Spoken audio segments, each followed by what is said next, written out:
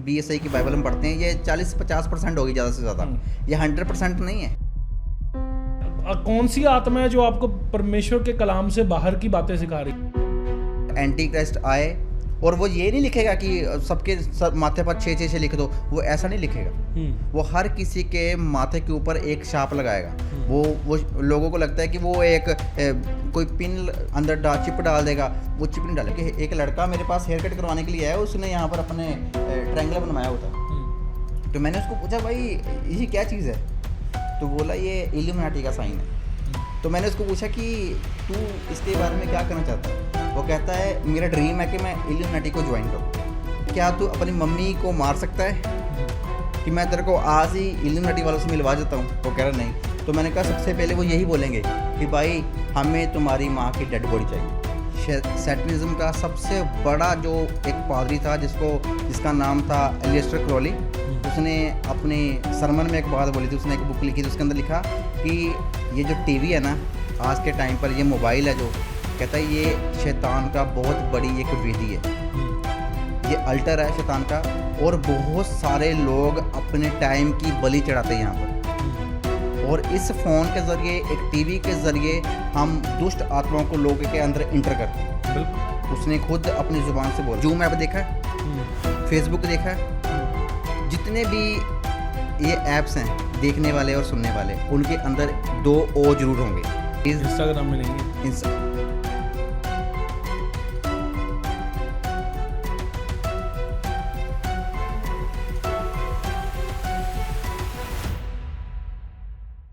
Praise the Lord, सबको जय मसीह की। आपका स्वागत है डॉक्टर जीसस यूट्यूब चैनल के इस नए पॉडकास्ट में। आज का पॉडकास्ट बड़ा ही खास है और बीते दिनों में आपने बहुत सी वेट की है पॉडकास्ट की, क्योंकि आपने देखा जैसे लास्ट 2 वीक से, तकरीबन लास्ट 2 वीक से कोई पॉडकास्ट अपलोड नहीं हुआ।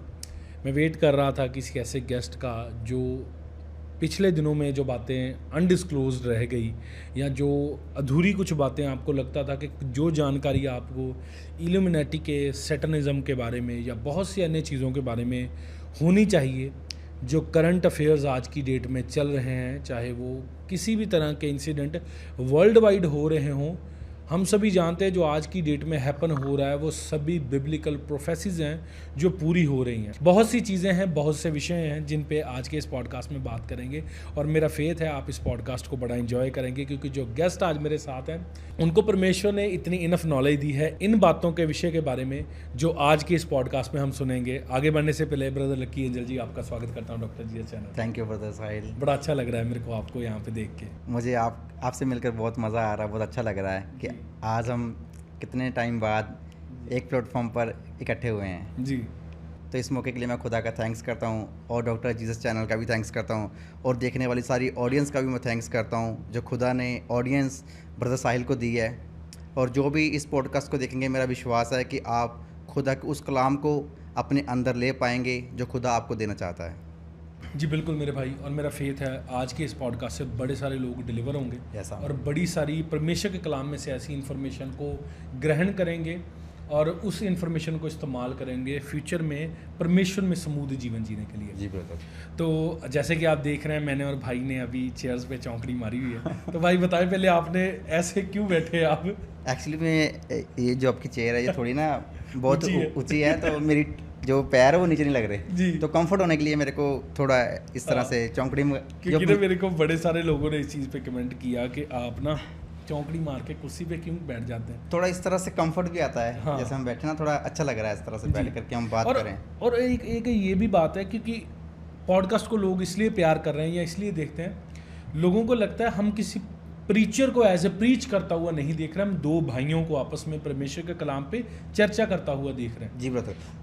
और ऐसा होता है ना कि जैसे हम 2 बात कर रहे हैं और तीसरा सुनने वाले को लगता है कि ये मेरे साथ बात कर रहा है, मेरे को समझ आ रहा है कि जैसे हम फैमिली में बैठकर बात कर रहे हैं, जैसे हम बेड पर बैठ जाते हैं, जैसे भी हम चौंकड़ी मारकर बैठ जाते हैं, तो उनको लगता है कि मैं अगर बेड पर बैठकर देख रहा हूँ तो ये मेरे साथ बैठकर देख रहे हैं, ये मेरे साथ बैठकर मेरे को समझ आ रहे हैं। इस तरह से हमें खुदा ने कहा कि इस तरह से बैठो, तो हम ऐसे बैठ गए हैं। जी बिल्कुल। हमारा कोई प्लान नहीं है कि हम इस तरह से बैठें। हाँ। ये खुदा की मर्जी है कि हम इस तरह से बैठें। बिल्कुल। और लोग भी एंगेज होते हैं। जब मैंने अक्सर देखा, लोग मेरे को मिलते हैं ना, तो लोग कहते हैं भाई हमारे मन में कुछ सवाल था, आपने झटपट से पूछ लिया है ना गेस्ट से, तो लोगों को लगता है कि ये गेस्ट की हमारे साथ इंटरेक्शन हो रही है।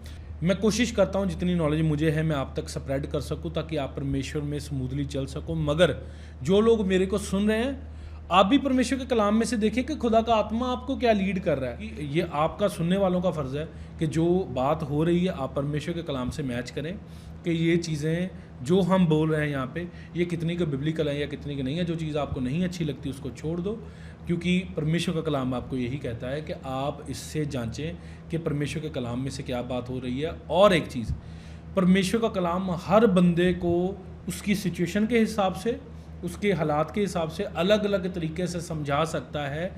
ये परमेश्वर के कलाम में लिखा हुआ है कि वो सिचुएशन हर बंदे को अलग तरीके से समझाता है। हर एक को परमेश्वर सेम तरीके से नहीं समझाता। ये बिल्कुल ऐसे है, परमेश्वर ने दाऊद को जब भी लड़ने के लिए भेजा तो परमेश्वर ने उसको अलग युक्ति दी कि तू इस बार ऐसा करना है, इस बार ऐसा करना है। इजराइलियों के साथ भी परमेश्वर ने यही किया। सेम पैटर्न कभी कॉपी नहीं किया परमेश्वर ने। ब्रदर, बाइबल को समझना, हाँ। ये डायमेंशंस होते हैं ना, फर्स्ट डायमेंशन, सेकंड और थर्ड। बाइबल को अलग डायमेंशन पर जाकर समझना पड़ता है। बिल्कुल। एक चीज़ हम देखते हैं कि पवित्र आत्मा हम में रहता है, लेकिन अगर आप रेवलेशन की पुस्तक पढ़ना शुरू करोगे, वहाँ पर यूहन्ना एक बात लिखता है, कहता है कि प्रभु के दिन मैं पवित्र आत्मा में आ गया। मैं आत्मा में आ गया या आत्मा मुझ में आ गया, मैं आत्मा में आ गया। मगर मतलब कहने का ये कि वो अलग डायमेंशन में चला गया था, कि वो आत्मा में चला गया था, ना कि आत्मा उसमें आ गया था। ये अलग सा डायमेंशन है। उस बाइबल को समझने के लिए अलग डायमेंशन में जाना पड़ता है। हो सकता है कि आपको कोई खुदा और रेवलेशन दे, मुझे कोई और रेवलेशन दे, या किसी तीसरे पर्सन को कोई और रेवलेशन दे दे, तो हो सकता है ऐसा, इस तरह से हो सकता है कि जरूरी नहीं कि आप गलत हो या मैं गलत हूँ या कोई और। इसको हमें समझना ही पड़ेगा। हो सकता है उसको सही दे दिया हो, बिल्कुल, है ना। तो ये बाइबल को समझना डायमेंशन है। डायमेंशन को अगर आप समझ गए तो आप बाइबल को समझ जाओगे। बिल्कुल। एक चीज़ देखना, आप अगर आप बाइबल में देखोगे ना, दाऊद एक टाइम में हीरो है तो एक टाइम में जीरो भी है। बिल्कुल। एक टाइम में सैमसन हीरो है तो एक टाइम में वो जीरो भी है। बिल्कुल। सुलेमान एक टाइम में बहुत बुद्धिमान है तो एक टाइम में वो कहता है कि मैं तो मूर्ख हूँ। बिल्कुल। मैं इतनी गलतियां कर चुका हूँ, इतनी, मतलब समझ सकते हो आप इस चीज़ को। एक डायमेंशन है। खुदा एक टाइम पर एक दास को उसकी सिचुएशन के हिसाब से कुछ और समझा सकता है, और दूसरे को उसी टाइम पर उसकी दूसरे की सिचुएशन के हिसाब से कुछ और समझा सकता है। बिल्कुल। तो हम ये नहीं कह सकते कि भाई वो गलत है या वो सही है, जिसको मैं सुन रहा हूँ वो सही है या जिसको तू सुन रहा है वो गलत। ऐसा नहीं है। ये डिमेंशन है, इसको समझना, बाइबल को समझना। और खुदा के साथ अगर रिलेशन है तो खुदा आपको समझ आएगा। बिल्कुल।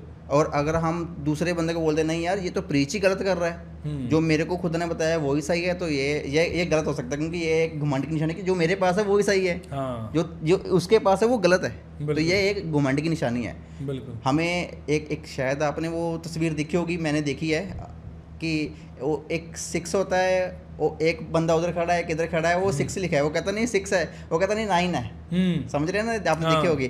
तो इस जमीन पे अगर 6 लिख दो, उधर वाला 9 पड़ेगा, इधर वाला 6 पड़ेगा। वो कहता 6 है, वो कहता नहीं 9 है, क्योंकि उसको 9 दिख रहा है, इसको 6। इस तरह से कि हो सकता है कि उसको जो खुदा ने दिया वो सही दिया हो, और हम बोल रहे नहीं यार वो गलत बोल रहा है, और हमें खुदा ने सही दिया, और दूसरा बंदा जो सामने सुन रहा हो कह रहा नहीं यार ये गलत बोल रहा है।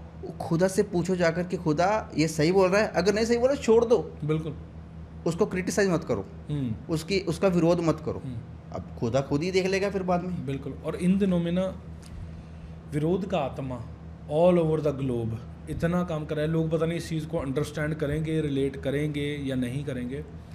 अभी बीते दिनों में हम पहले भी शायद फ़ोन पे भी हम डिस्कस कर रहे थे, पाकिस्तान के जो फिल्म इंडस्ट्री वाले हैं और पंजाबी इंडियन फिल्म इंडस्ट्री वाले हैं, दोनों का आपस में क्लैश चल रहा था।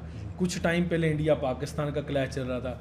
अभी इन द मिड हमने देखा क्रिश्चियनिटी वर्सेस क्रिश्चियनिटी का क्लैश चल रहा था। अभी हिंदू सिख क्लैश चल रहा है। बड़े सारे क्लैश अभी मतलब इन बिटवीन कम्युनिटीज़ में चल रहे हैं, क्योंकि एक बड़ा स्पिरिट फ्लो करने की कोशिश कर रहा है ना। तो और मैं हैरान था इन दिनों में कि ये होना ज़रूरी है ब्रदर। जब हम मैथ्यू 24 देखते हैं ना, तो उसमें चेले यीशु मसीह के पास आते हैं, तो वो कहते हैं खुदा तेरे द्वारा वापस आने का और इस धरती के ख़त्म होने का, अंत होने का क्या साइन है। तो खुदावंद यीशु मसीह ने एक सबसे पहली जो बात बोली थी वो बोली थी गुमराह ना होना, भरमाए ना जाना, डोंट बी डिसीव, कोई तुम्हें भरमा ना ले। सबसे पहली बात जो बोली थी वो यही बोली, सावधान कोई तुम्हें गुमराह ना कर ले। और उसके बाद जो बोला था वो बोला था कि जाति जाति के ऊपर चढ़ाई करेगा, कौम कौम के साथ लड़ेगी, बिल्कुल अकाल पड़ेंगे, भूकंप आएंगे, महामारियां आएंगी। अगर हम देखा जाए तो ये कौम कौन सी है, ये जाति जाति कौन सी है?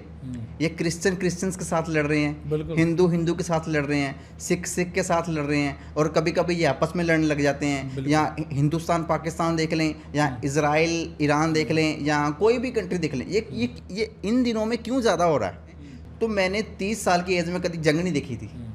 तो जो इन दिनों में, जो मैं 10-15 साल में, 10-12 साल में जो जंग हो रही है इस टाइम, बहुत ज़्यादा हो चुकी है। क्योंकि ये बाइबल की प्रोफेसी आज हमारी आंखों के सामने पूरी हो रही है। अभी अंत नहीं है कि अगर हम सोचे कि भी अंत आ चुका है, अभी अंत नहीं आया, ये उसका साइन है बिल्कुल कि हम अंत की ओर जा रहे हैं, कि वो बाइबल की प्रोफेसीज जो खुदावंद यीशु मसीह ने बोली थी कि वो राइट है, वो सच्ची है, वो पूरी हो रही है। और इन दिनों में भाई जो चीज़ें हम मैनिपुलेट होती, जो डेवल को सीधे रूप से वो करता हुआ देख रहे हैं, चाहे वो इल्यूमिनेटी हो, सैटनिज्म हो, या लोगों का चीज़ों को मैनिपुलेट करना हो, या जो लोग हमें लग रहे हैं हमारी गवर्नमेंट में हमारी रक्षा के लिए बैठे हैं, मगर वो लोग कहीं और हाथ मिला के बैठे हैं लोगों को डिस्ट्रॉय करने के लिए। मैं कुछ दिन पहले मेरे नोन में एक बहन थी, मैं उनसे बात कर रहा था। मैंने कहा आपको पता है ये जो चीज़ें अभी चल रही हैं ये सारी कहीं ना कहीं लीड कर रहे हैं डीपॉपुलाइजेशन को। वो हंसने लगी, कहती ऐसा कुछ भी नहीं होता, कहती तुम कैसी सोच रखते हो लोग। मैंने कहा ये सोच नहीं मेरी बहन, ये रियलिटी है। आप आज बिलीव करो चाहे कल करो, ये सभी डीपॉपुलाइजेशन हो रही है। लोगों को इतना बल्क में मरवा देना, और एक जगह पे नहीं, कहीं समुद्री जहाज गिर रहे हैं, कहीं हवाई जहाज गिर रहे हैं, कहीं ट्रेन के एक्सीडेंट हो रहे हैं, देखो धड़ाधड़ लोग मर रहे हैं। ब्रदर ये बाइबल की प्रोफेसी है कि अंत के दिनों में जब रेवलेशन की पुस्तक हम पढ़ते हैं ना, तो वहाँ पे लिखा है कि अंत के दिनों में 1/3 मनुष्य मारे जाएंगे, 1/3 समुद्री जीव मारे जाएंगे, 1/3 ये खत्म हो जाएगा, 1/3 वनस्पति खत्म हो जाएगी। ये बाइबल की प्रोफेसी है कि अंत के दिनों में मरी का आत्मा बहुत ज़्यादा फैलेगा। और अगर हम देखें कि अगर इन दिनों में मौत बहुत ज़्यादा हो रही है, डीपॉपुलेशन हो रही है, तो ये प्री प्लान्ड। मैं नाम ले सकता हूँ आपके प्लेटफॉर्म पर, हम इंडिया में रहते हैं, जो बिल गेट्स है ना, बिल गेट्स इस डीपॉपुलेशन के एजेंडा को बहुत बढ़िया तरीके के साथ मतलब लागू कर चुका है, शुरू कर चुका है कि वो चाहता है कि अगर हम वैक्सीनेशन देखें, वैसे भी दुनिया के तकरीबन अमीर तरीन लोग इस पे फोकस करते हैं, उनको लगता है गरीबों को जीने का हक नहीं है। जी बिल्कुल, वो हमें एनिमल्स समझते हैं, वो हमें कहते हैं ना कि जानवर समझते हैं कि ये जानवर है, इसको हमने खिलाया, एंटरटेनमेंट किया, अगर नहीं अच्छा लगा तो उसको मार दो। और बिल गेट ने खुद एक बात बोली थी अपने इंटरव्यू में टेड पर, उसने कहा था कि इस धरती के ऊपर बहुत ज़्यादा क्राउड हो चुका है, हमें दुनिया को ख़त्म करना होगा, कम करना होगा। एक मूवी का सीन है, शायद आपने देखी होगी, मैंने कई बार अपनी वीडियोस के अंदर उसका जिक्र किया है, एवेंजर मूवी आई थी ना, वो सारा प्री प्लान है, वो माइंड प्रोग्रामिंग की गई है। उसके अंदर जो विलन है थैनोस, वो क्या करता है, जब उसके पास एक मनियाँ आती हैं सारी और रिंग्स आती हैं, तो वो उसके साथ एक ऐसे चुटकी के मारता है और सारी दुनिया खत्म हो जाती है। और क्या कहता है मैं चाहता हूँ एक ऐसा ब्रह्मांड बनाना जहाँ पर लोग कम हो, और ये ऐसा ही करना चाहते हैं। जो बिल गेट्स है उसने अपनी जुबान से माइंड को पहले रेडी किया जा रहा है, उनके माइंड को प्रोग्रामिंग किया जा रहा है कि जब तब होगा तब उनको लगेगा यार ये हमने देखा हुआ है, ये तो नॉर्मल है। आज अगर हम जो आज चीज़ हम देख रहे हैं ना, ये आज से 10 साल पहले हमें दिखाई हुई है। जो आप हॉलीवुड की कोई भी मूवी देख लो, उसके अंदर कोविड जब 2019 में आया था ना, तो कोविड आने से 5 साल 10 साल पहले मूवीज आ चुकी थी। एक साउथ की मूवी आई थी चेन्नई वर्सेस चाइना, उसके अंदर स्पेशली दिखाया गया कि चाइना से एक वायरस फैलता है, अच्छा, और वो पूरी दुनिया के ऊपर किस तरह से इफेक्ट करता है।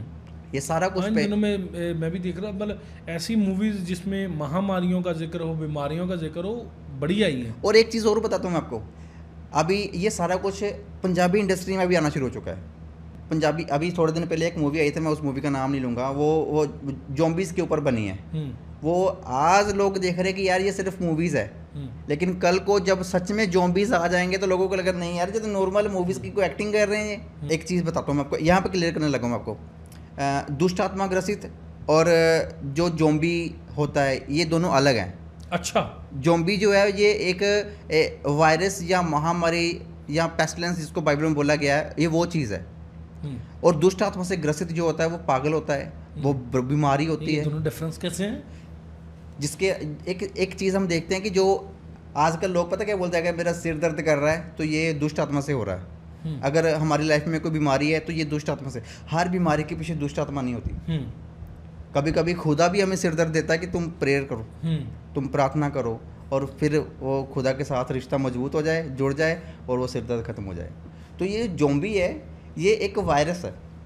अच्छा, ये वायरस है, वायरस फैलाए जाते हैं, वो उनके अंदर सिर्फ एक चीज़ आ जाती है कि हमने बस खाना है लोगों को, इंसान को खाना है। आप देखो कई मूवीज़ देखो, उसके अंदर सिर्फ खाया जाता है इंसानों, इंसान को खाता है, और जिसको वो खाता है वो भी ज़ॉम्बी बन जाता है।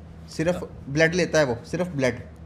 मैं वेब सीरीज़ एक भाई देख रहा था, उसमें क्या होता है, एक लड़का होता है, वो एक लड़की को अपनी बॉडी का मांस, वो अपने जांग से मांस काटता है, वो कुक होता है, शेफ़ होता है, तो वो काट के उसको कुछ बना के खिलाता है।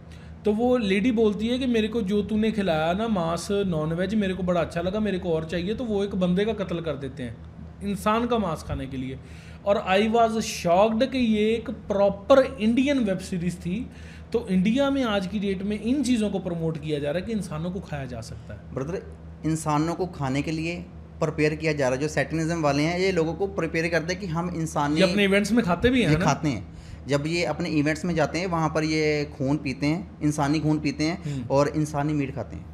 सैटनिज्म वाले पता क्या करते हैं, वो जैसे कोई एक आदमी इसको ज्वाइन कर लेता है, इनकी सोसाइटी को ज्वाइन करता है, इनकी ऑर्गेनाइजेशन को ज्वाइन करता है, तो वो उनको बोलता है कि अपने किसी प्यारे की हमें बलि दे।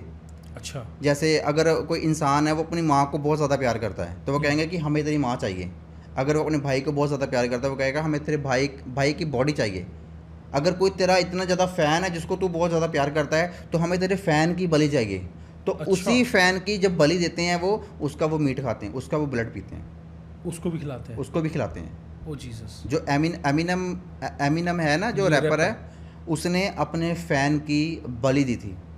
अच्छा, जो डॉक्टर ड्रे है ना, जो एमिनम का उस्ताद है, उसने भी अपने फ़ैन की बलि दी थी। अच्छा, बहुत सारे ऐसे रैपर्स, ये फ़ैन चढ़ा देते हैं। ये फ़ैन कैनिया वेस्ट ने अपनी माँ की बलि दी हुई है।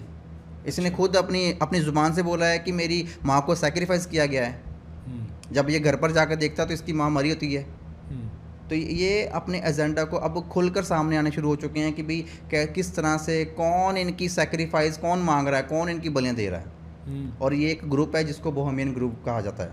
अच्छा, अगर आप इल्यूमिनाटी वाले देख लो, इल्यूमिनाटी की सीक्रेट सोसाइटीज़ है, ये 13 इनकी ब्लड लाइन्स है।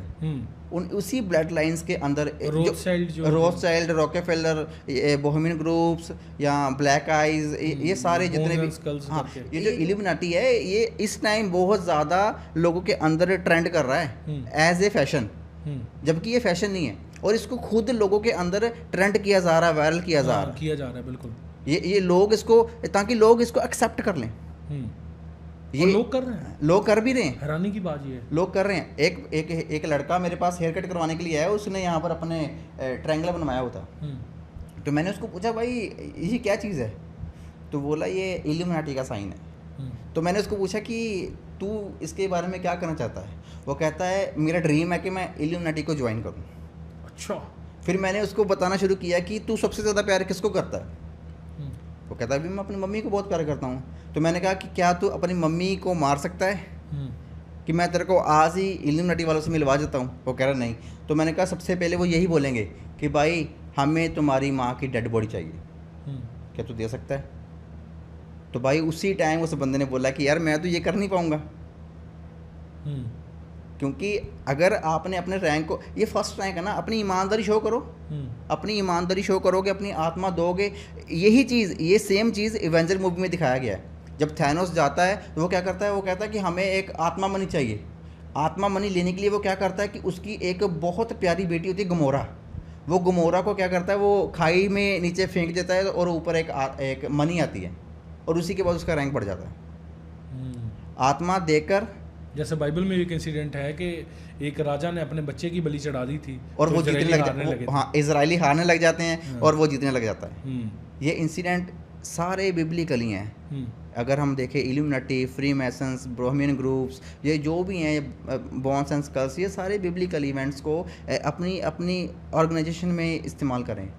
सीधी बात बोलूँ तो ये डेवल के लोग हैं, सैतानिक लोग हैं, ये कॉपी कैट है, बाइबल को कॉपी करते हैं, लेकिन ऑपोजिट साइड। हाँ, ये जो बाइबल में लिखा है ये उसको पाप के वे में कॉपी करते हैं। जैसे मेरे को मैं एक बात कर रहा था किसी बंदे से, कहते आप अगर इन पाप की एक्टिविटीज़ में इन्वॉल्व होने ज़्यादा लगते हो ना, तो वो सबसे पहले आपको डेवल पवित्रता से दूर करता है। आप जितनी ज़्यादा लड़कियों के साथ रिलेशन बनाएंगे, आपकी वो कहते हैं स्पिरिट का लेवल उतना बढ़ रहा है, क्योंकि आप उनके साथ स्पिरिट्स एक्सचेंज कर रहे हो। बिल्कुल, उनकी जो दुष्ट आत्मा आप ले रहे हो उनके साथ, है ना। ये चीज़ ऐसे है, जब अगर हम बाइबल में देखें ना, जो खुदा के कलाम को पूरी तरह से मानता है, जो खुदा के कहते हैं ना, जो आत्मा के फल जिसकी लाइफ के अंदर पूरे हैं, अगर हम खुदा के साथ प्रॉपर तरीके के साथ चल रहे हैं तो कोई भी लॉ हमें नीचे नहीं कर सकता है। इस चीज़ को समझ रहे हैं आप? अगर हम बाइबल के अनुसार प्रॉपर चल रहे हैं, खुदा के कलाम के अनुसार चल रहे हैं, तो हमें ये चीज़ देखने की ज़रूरत नहीं है कि शैतान हमारा कोई नुकसान कर देगा या हम लॉ से डेविल का किंगडम उस पे ओवरकम नहीं कर पाएगा। जी। तो भाई मैं चाहता हूँ एक बार आप इल्यूमिनाटी का भी ओवरव्यू दे दें, क्योंकि लोगों ने पहले पास्टर दिनेश जी से सुना है इल्यूमिनाटी के बारे में। उस पॉडकास्ट में हमारी और भी कई विषयों पे चर्चा हुई, मगर मैं चाहता हूँ एक बार आप अपने पॉइंट ऑफ व्यू से भी इल्यूमिनाटी के बारे में बता दें, ताकि लोगों को ओवरव्यू एक क्लियर हो सके इल्यूमिनाटी के बारे में। इल्यूमिनाटी एक सीक्रेट सोसाइटी है, जो अब सीक्रेट सोसाइटी नहीं रही है। जिस तरह से मैंने आपको बताया है कि इसको एक फैशन की तरह लॉन्च किया गया और लोगों ने इसको रिसीव किया, लोगों के अंदर इसको डाला गया कि ये एक फैशन है। इल्यूमिनाटी तब से है जब से इस दुनिया की शुरुआत हुई है। 1700 वो कुछ ये सिर्फ लोगों को दिखाया गया है। एक प्रोफेसर कोई एडम वेस्पर नाम का है, जर्मनी के अंदर बोला गया कि इसने जी एक सोसाइटी की शुरुआत की है। उसने सिर्फ एक सोसाइटी की शुरुआत की है, लेकिन जो इल्यूमिनाटी की आत्मा है वो धरती की शुरुआत से यहाँ पर मौजूद है। इल्यूमिनाटी का मतलब क्या है? चमकदार या light, abundance of lights. Illuminati को मानने वाले लोग कहते हैं कि हम जो लूसीफर है वो सारी लाइट्स का मालिक है। सारी लाइट्स उसके पास है। और सारी ज्ञान की भरपूरी कह दो, इल्म से मामूर कह दो, कुछ भी कह दो, मतलब सारी नॉलेज जो है, जो सारी लाइट है, वो लूसीफर के पास है। मैं ये बात क्यों बोल रहा हूँ कि इल्यूमिनाटी तब से है जब इस धरती की शुरुआत हुई है। अगर हम देखें बाइबल के अंदर, आपने देखा होगा नमरूद, बाबुल का मीनार बनाया गया। जब ये बाइबल का मीनार बनाया गया, वो किसके खिलाफ था? वो खुदा के खिलाफ बनाया जा रहा था।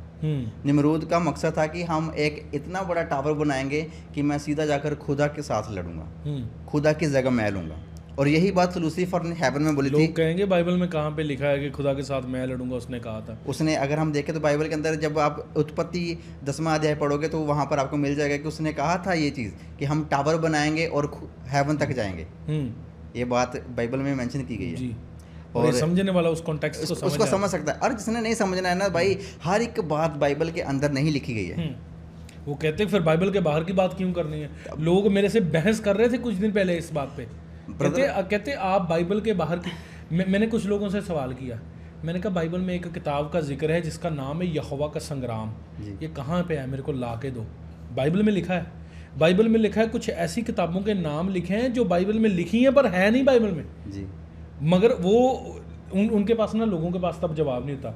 बाइबल में एक चीज़ लिखी है कि अगर यीशु मसीह की जीवनी को अगर लिखने पाओ तो ये पूरी धरती में समा नहीं पाएगी। मतलब कुछ ऐसे इवेंट्स हैं जो हमसे डिस्क्लोज नहीं किए गए हम तक, है ना, मगर वो हैं कलाम की ही बातें, मगर आपको परमेश्वर का रूह सिखाता है। जी। अगर हम बताएं तो ये बाइबल हमारे पास है, ये मैं इसको मानता हूँ कि ये सिर्फ हमारे पास 30 या 40% होगी ज़्यादा से ज़्यादा। क्योंकि ये जो हम BSI की बाइबल हम पढ़ते हैं, ये 40-50% होगी ज़्यादा से ज़्यादा। ये 100% नहीं है। जो संपूर्ण बाइबल हम पढ़ते हैं वो भी 70 से 80% है, वो भी 100% नहीं है। क्योंकि 100% बाइबल इंडिया के अंदर नहीं है, क्योंकि इसके ट्रांसलेट नहीं हो पाई। कुछ ऐसे वर्ड हैं जो ट्रांसलेट नहीं हो पाए हैं, इसलिए हमारे पास प्रॉपर। लोग लड़ने लग जाएंगे आपसे। मेरे को एक बंदे ने फ़ोन किया, कहते हैं आपको पता है बाइबल में लिखा है इससे एक भी शब्द बढ़ाया या कम नहीं किया जा सकता। तो मैंने कहा बढ़ा कौन रहा है और कम कौन कर रहा है? जी। ये तो जो कर रहे हैं उनको बोलो जिनकी बाइबल में तो किताबें भी 66 से ज़्यादा हैं। जो जो राइट थियोलॉजिकल है ना, वो इस चीज़ को मानते हैं कि जो इंडिया के अंदर बाइबल है ना, ये प्रॉपर नहीं है, समझ रहे।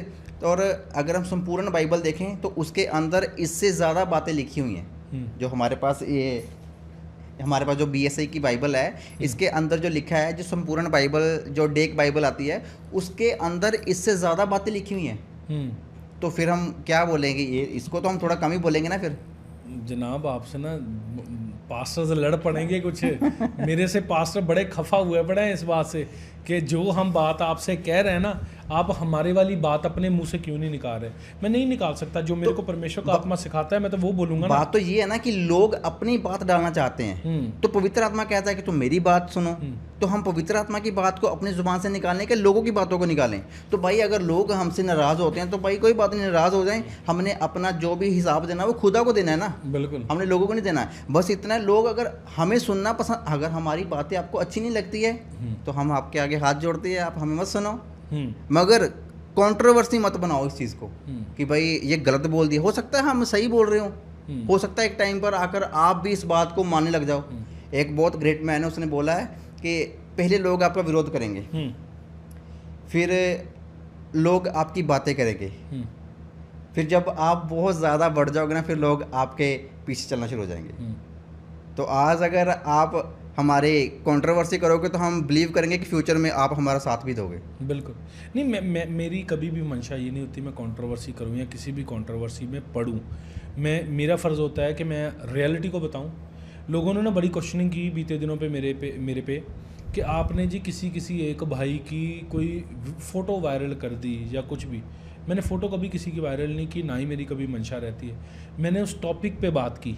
अगर किसी टॉपिक पे बात करने से वो वायरल, अभी लोग मेरे को सुनते हैं जी, परमेश्वर की दया से मेरा इस पे हंकार नहीं कर रहा है, ये प्रभु का मैं धन्यवाद करता हूँ कि लोग सुनते हैं, है ना। लोगों ने मेरे को ये रुतबा दिया है कि वो लोग मेरे को सुनना, लोगों को मेरे पॉइंट ऑफ व्यू का इंतज़ार रहता है कि मेरा किसी चीज़ पे क्या प्रतिक्रिया। कुछ फ़ोटोज़ वायरल हो रही थी या एक फ़ोटो वायरल हो रही थी, मैंने उस पर बात की कि अगर खुदावंद इसको माफ़ कर सकता है तो उसको भी कर सकता है। लोगों ने मेरे पे एक ठप्पा लगा दिया कि इस बंदे ने फ़ोटो वायरल की है।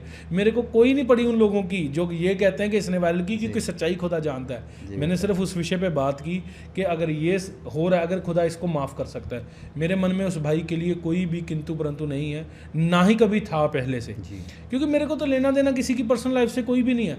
हर एक ने खुदा को मेरे भाई अपना हिसाब देना है। इन दिनों में मैंने इतनी फालतू की कॉल्स अटेंड की है ना, मेरे को ये था कि मैं इनको क्लियर ज़रूर करूँ। अगर मेरे को कोई पूछ रहा है कोई सवाल, है ना, तो मैं उसको क्लियर ज़रूर करूँ।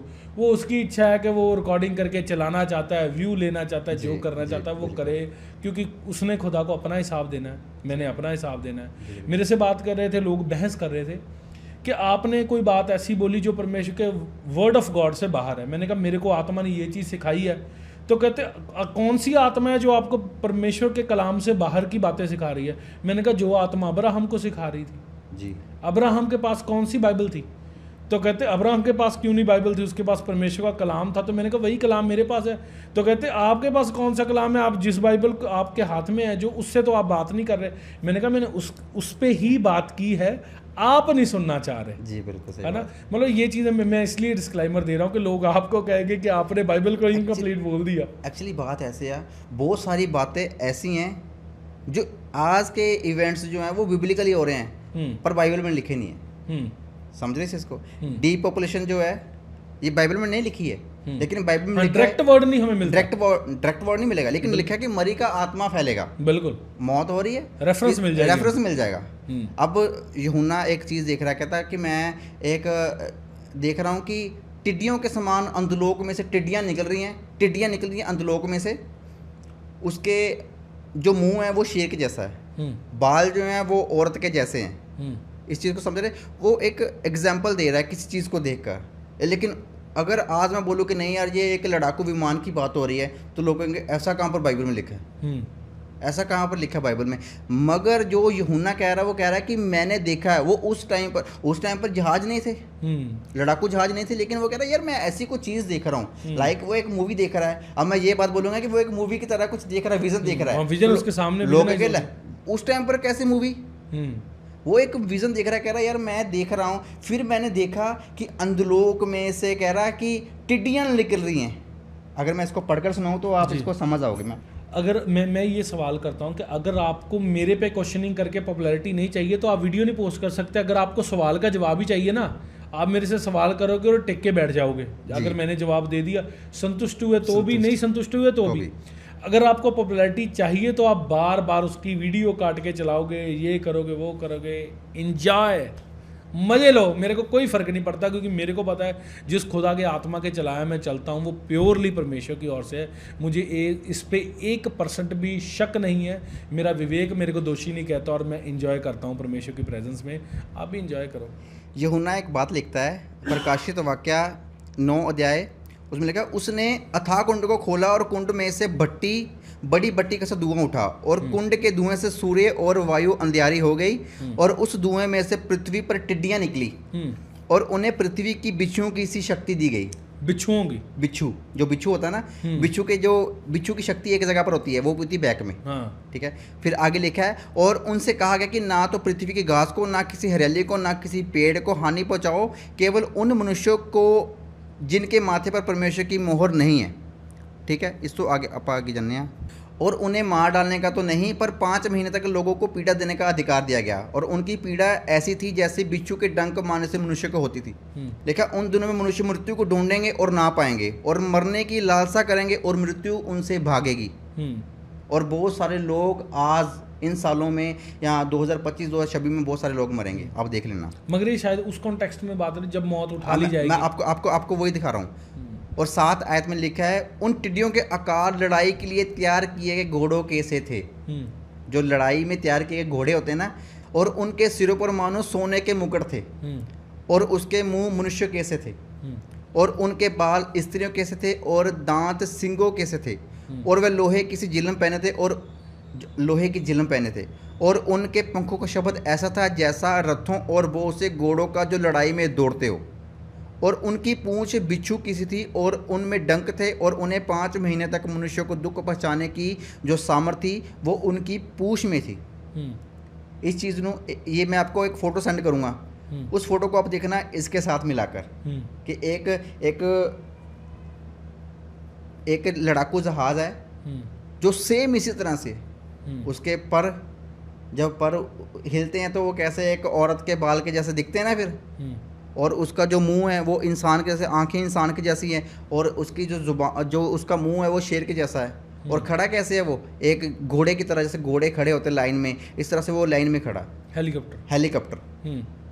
और मैं आपको वो तस्वीर सेंड करूँगा, उसको आप अटैच करके लोगों को दिखाना कि बहुत सारी चीज़ें हैं जो एग्जाम्पल के तौर पर बाइबल में लिखी गई हैं, जो लोग कहेंगे ये कहाँ पर लिखा है। तो मैंने पहले आपको बताया ना कि डायमेंशंस, अलग डायमेंशन में जाकर पढ़ोगे तो आपको समझ आ जाएगी।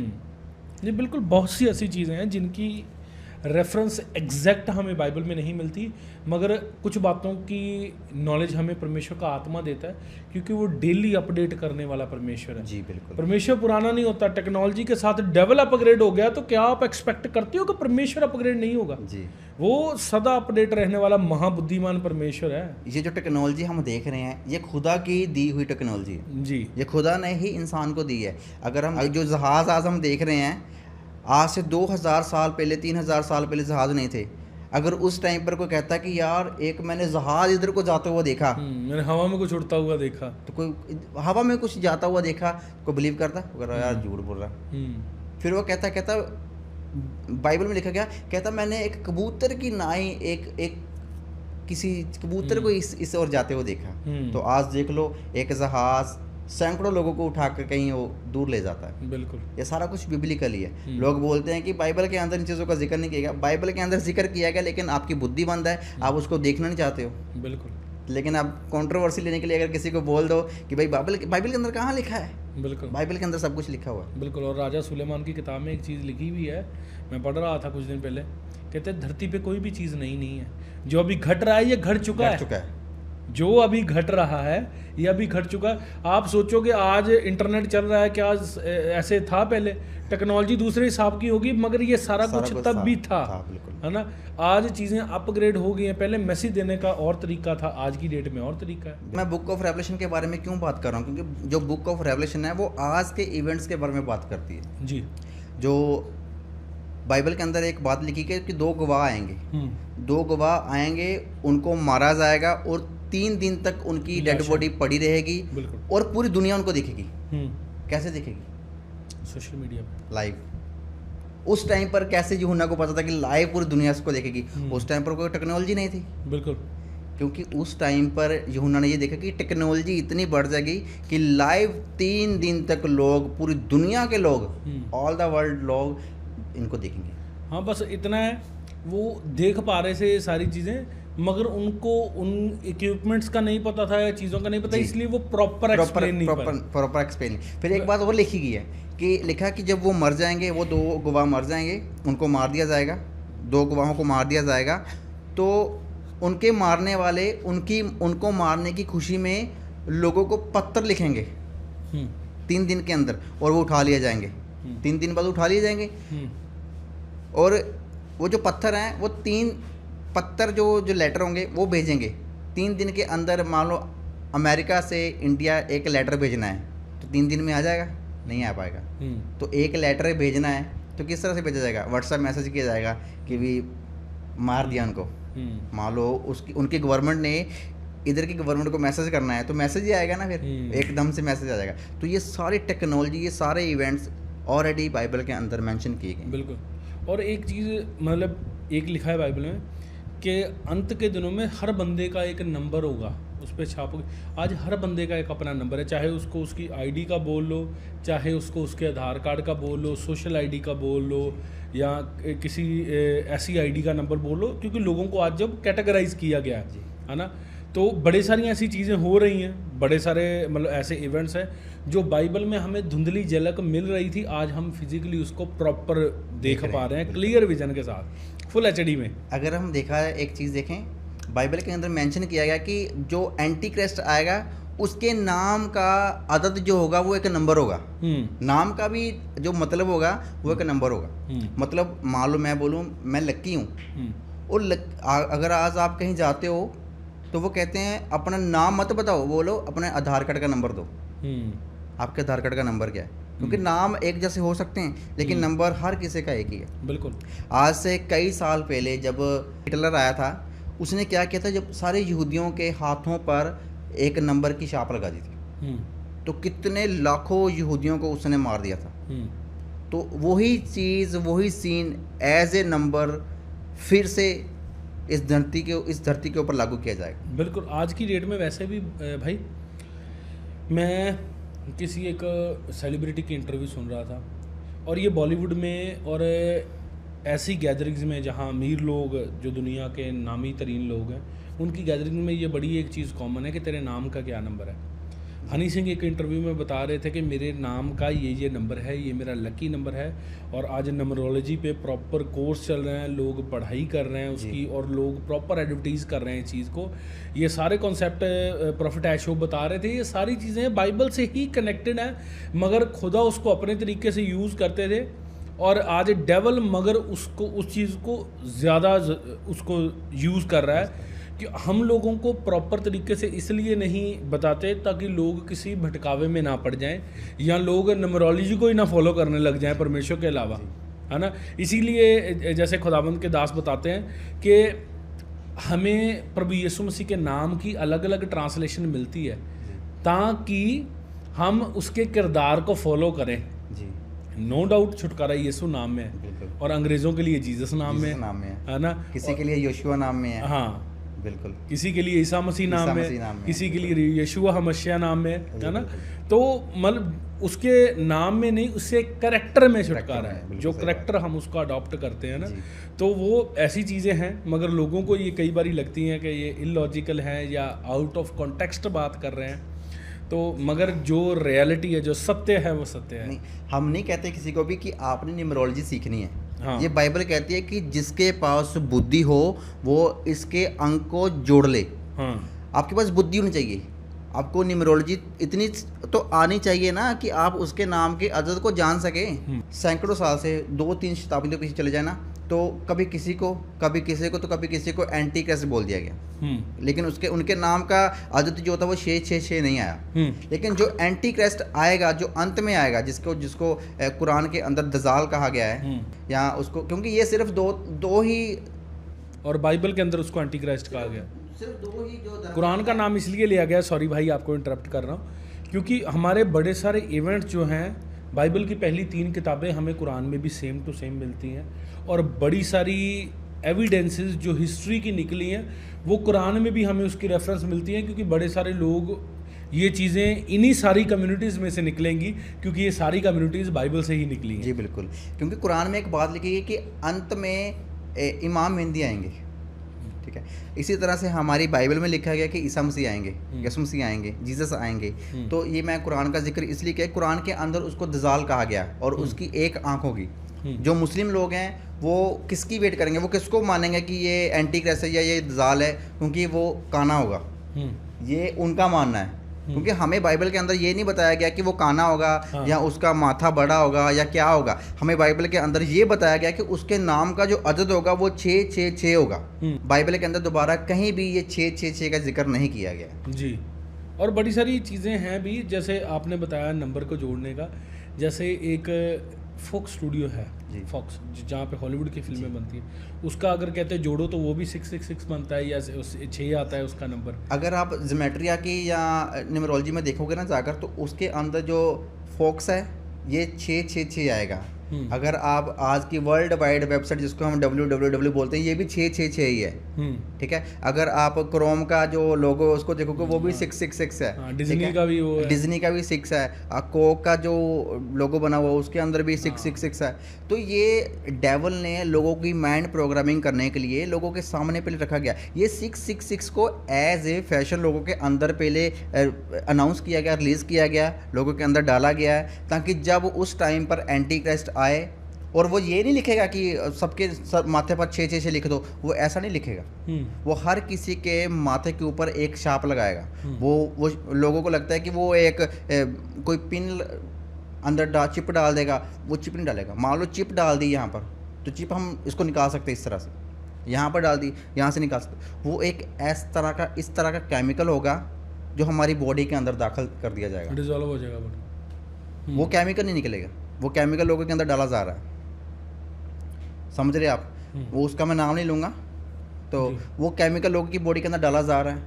वो धीरे धीरे वो जहाँ भी 5G टावर्स के साथ जिस जगह भी उस केमिकल को लेकर जाना चाहेंगे, वो केमिकल वहाँ पर पहुँच जाएगा। क्योंकि आज के टाइम में हर किसी के पास 5G फ़ोन है, और 5G टावर जैसे 6G हो जाएंगे, बहुत सारे लोग मरने शुरू हो जाएंगे, और लोगों को कहा जाएगा कि कोई महामारी आ गई, कोई वायरस आ गया है। लेकिन वायरस क्या है? जो लोगों की बॉडी के अंदर दाखिल किया गया है। वो पहले से प्री प्लान डाल दिए वर्ल्ड वाइड। आप कहेंगे कि इल्यूमिनाटी पे शुरू किया, इल्यूमिनाटी पे बात नहीं कर रहे। ये सारी चीज़ें कहीं ना कहीं इल्यूमिनाटी से कनेक्टेड हैं, सैटनिज्म से कनेक्टेड हैं। क्योंकि इन चीज़ों पे चर्चा हम क्यों करें? क्योंकि ये इतना ब्रॉड विषय है, इन पे मेरे ख्याल से 10 पॉडकास्ट के एपिसोड भी कम पड़ जाएंगे। ये इतना बड़ा विषय है, क्योंकि ये सारी चीज़ें, परमेश्वर का कलाम हमें जिन चीज़ों को करने से रोकता है, डेवल उन्हीं चीज़ों को प्रमोट करता है और उन्हीं चीज़ों को लोगों से करवाने की कोशिश करता है, ताकि लोग भरमाए जाएं और पाप में बढ़ते जाएं। अभी भाई ये क्या हो रहा है, चीज़ें, लोग पाप में इतना इन्वॉल्व होते जा रहे हैं, उनको पाप इतना कॉमन लग रहा है, उनको लग रहा है किसी को मार देना भी एक अच्छा काम है। पुराने लोगों को ये मानना है कि उसने हमारे यहोवा खुदा ने हमारे खुदा लूसीफर को हेवन से निकाल दिया। वो उसके लिए काम करता था, उसके लिए गाता था, उसके लिए बजाता था, उसके लिए वर्शिप करता था। उसने इसके साथ अत्याचार किया है। आज आप हॉलीवुड की कोई भी मूवीज़ देख लो, उसके अंदर यहोवा खुदा को एक जालिम खुदा दिखाया जा रहा है। उनका एजेंडा यही होता है कि खुदा जो है वो बड़ा करूर है और हम ऐसे बच सकते हैं। वेब सीरीज़ आ रही हैं लूसीफर के नाम की, मैं हैरान हूँ इन चीज़ों से कि लोग देख रहे हैं और लोग इन्वॉल्व हो रहे हैं। अगर आप लूसीफर वाली वेब सीरीज़ की बात करो तो उसके अंदर लूसीफर को बहुत अच्छा दिखाया गया है। ये बस थोड़ी रेफरेंस हमें दी जाती है इन मूवीज़ के ज़रिए कि हम कॉन्टेक्स्ट को समझ सकें। आजकल बीते दिनों में हमने देखा, चाहे दृश्यम हो मूवी है ना, आज लोग कहेंगे कि बड़ी फिल्मों की बातें कर रहे हैं, मगर ये सारी चीज़ें हमारे लोगों की माइंड प्रोग्रामिंग की गई है। उसमें कहा एक बंदे ने एक किसी का कत्ल कर दिया मगर बंदा अच्छा था। बंदा अच्छा। आज क्या हो रहा है, एक बंदा किसी लड़की का मर्डर कर रहा है, लोग कहते हैं बंदा अच्छा है। जी।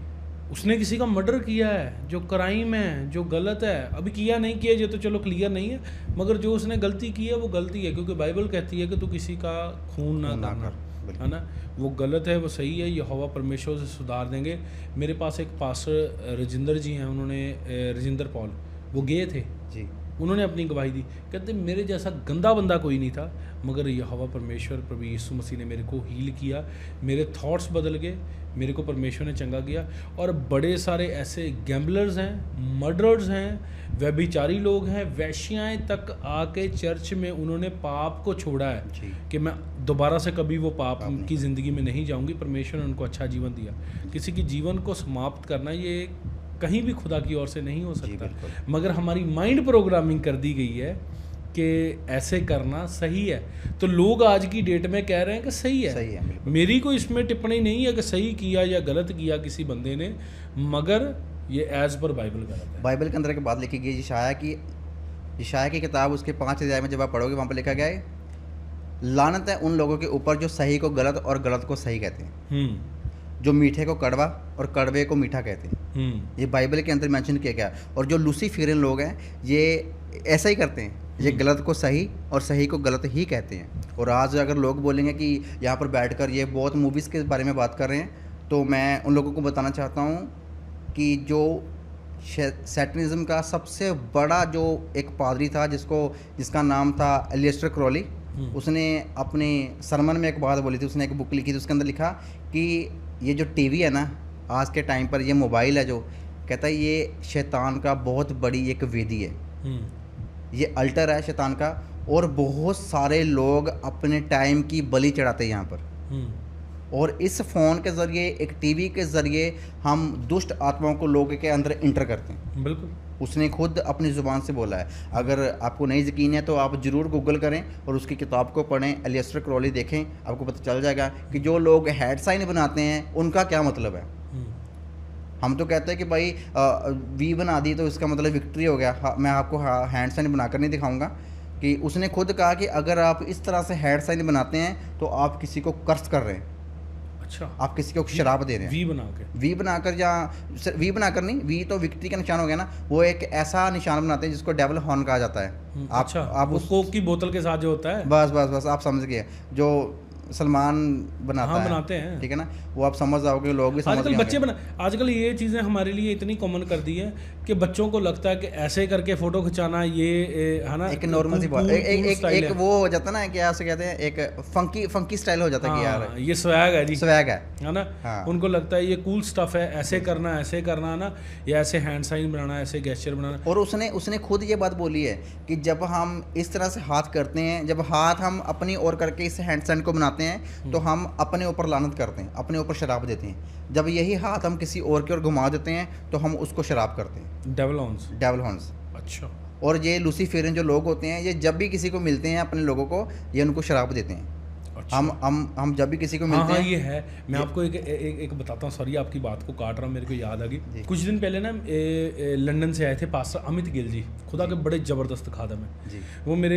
उन्होंने मेरे को कॉल की कि भाई क्या हम मिल सकते हैं, तो हम मिले। तो मैं उनके साथ बैठा था, हम रात को डिनर कर रहे थे, तो वो मेरे को अपनी लाइफ की टेस्टमनी बता रहे थे। तो मैं उनसे पहली बार ही मिला भाई, तो मेरे को ऐसा लगा कि यार मेरी स्पिरिट इनको पता नहीं कितने सालों से जानती है।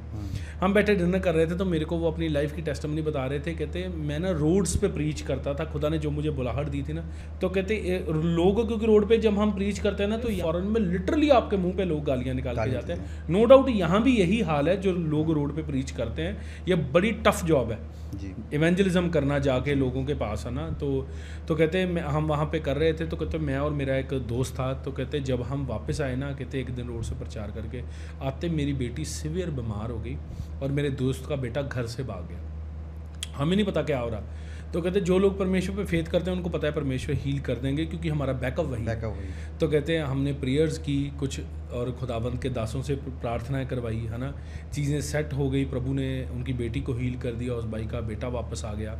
तो कहते एक दिन मैं अपने घर पे था, तो वो भाई जो उनके साथ गया था वो सड़क पे फिर से प्रीच करने गए, तो ये इनकी बेटी शायद हॉस्पिटल में थी उस वक्त पे। तो कहते परमेश्वर ने मेरी बेटी को हील कर दिया था, तो हम शौक थे कि कैसे परमेश्वर ने एक सिंगल प्रेयर में मेरी बेटी को हील कर दिया। तो कहते उसी वक्त जब वो बंदा वहाँ पे सड़क पे प्रचार करने गया ना, तो कहते एक लेडी उसके पास आई, तो कहती तेरे वो साथ वाला लड़का कहाँ पे है? तो कहता वो तो उसकी बेटी बीमार है, तो उसने वो उसके हॉस्पिटल में है, टेक केयर कर रहा है या समथिंग कुछ, है ना। तो कहते तुम लोगों को पता है, कहते तुम लोग इस दिन यहाँ पे प्रचार कर रहे थे, हम तुम पे कर्ज दे के गए थे। तो कहते ऐसा कभी नहीं हुआ कि किसी पे हमने कर्ज किया और उसका फैमिली मेम्बर बच गया, कभी नहीं हुआ। तो कहते हम तेरे को देख के आज यहाँ पे शौक है, तो फिर से यहाँ पे प्रचार करने, अगर तू कह रहा है सारा कुछ ठीक है ना, तो जल्दी जिन्होंने ये पास्टर अमित जी जल्दी होंगे हमारे साथ पॉडकास्ट में, तो वो अपनी टेस्टमनी जब खुद बताएंगे ना तो आपके गूज पम्प्स हो जाएंगे, इतनी ज़बरदस्त टेस्टमनी उनकी है। तो मैं जब सुन रहा था ना तो मैं शौक था, मतलब हम डिनर कर रहे थे तो मेरे को गले से खाना नहीं उतर रहा था कि परमेश्वर ने कितना बड़ा काम किया है इनकी ज़िंदगी में। तो परमेश्वर के बड़े ज़बरदस्त खाते में, आपको मज़ा आएगा उनकी टेस्टिमनी उनके मुंह से सुन के।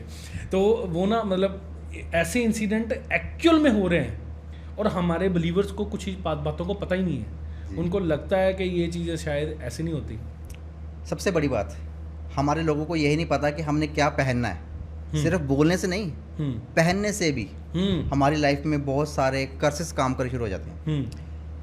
मैं जब भी कोई कपड़े पहनता हूँ ना, मैं देखता हूँ उसके ऊपर कोई साइन तो नहीं बना है, हाँ, कुछ लिखा तो नहीं है। बिल्कुल बिल्कुल, क्योंकि सिर्फ हम कपड़े नहीं बाय कर रहे हैं, हम कपड़े नहीं खरीद रहे हैं, उसके साथ जो उसके ऊपर लिखा है वो भी खरीद रहे हैं हम, वो शराब भी ले रहे हैं। अगर उसके एक शर्ट थी उसके ऊपर लिखा था ब्लेंशियागा, आपके साथ मैंने डिस्कस किया था। ब्लेंशियागा का मतलब क्या है?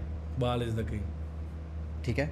और अगर इन चीज़ों के बारे में लोगों को पता हो, है नहीं, वो किंग नहीं है, वो फेक किंग है, वो लूसीफेरेंस का किंग हो सकता है, लेकिन हमारा किंग यीशु किंग है। और लोगों को इस बारे में नहीं पता है। अगर लोगों को इस बारे में पता हो, मैंने देखा है बहुत सारे लोगों को चर्च के अंदर ये कपड़े पहनकर आए प्रेयर करते हुए और कुछ टाइम बाद बीमार होते हुए। अच्छा, बीमार हो जाते हैं लोग, क्योंकि लोगों को पता नहीं। स्टारबक्स करते रहते, लेकिन उनको उसके पीछे की कहानी नहीं पता। आज उनको नहीं पता चलेगा, लेकिन एक टाइम पर आकर उनको पता चलेगा कि हमने क्या लिया है, क्योंकि हमने क्या चीज़ रिप्रेजेंट की है। नहीं क्या, अगर कोई बंदा मान लो स्टारबक्स से जाके कॉफ़ी पी आता है तो क्या वो गलत है? मैंने आज तक नहीं पी, वैसे पूछ रहा हूँ। मैं एक चीज़ बताता हूँ आपको, मैंने सोचा था कि मैं स्टारबक्स जाऊँगा।